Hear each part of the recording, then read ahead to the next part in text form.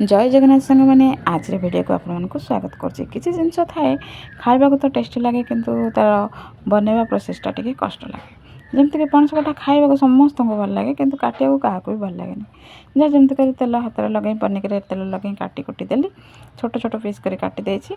Eighty मु direct तेल रे भाजिकी ताको करछि। सीजन देले भी टिके सीजन देले भी आउ टिके बेटर होई थांता किंतु मैं एटी डायरेक्ट कर देछि। तापर जमते आप माने मसला कसिकी जमते नॉर्मल माछ चिकन पे जमते मसला कसी करबा कथा कर देबे बहुत टेस्टी लगे। सीरियसली गपी गपी एटी मोर तरकारी रेडी हेलानी। एबे चलंतु खाइबा। आज लंच रे थिला पणस कठा तरकारी आ कदली आलू भजा। एटी मु खाइबा पई बाड़ चललेन।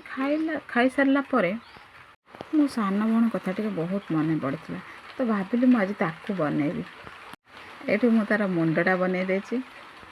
एटी मु ता मुंडरे बुद्धि तो नाही मु बुद्धि निजे पुरोछि। एटी रेडी हे गेला मो सान भौणी। एक्चुअली कथा कोन कि से आगुर ए टाइप रो थिला एबे टिके हेल्दी हे गेलानी। आपन मन मो तरकारी भल लागला ना मो भौणी भल लागला निहाती भाबरे कमेंट करिवे। Thanks for watching.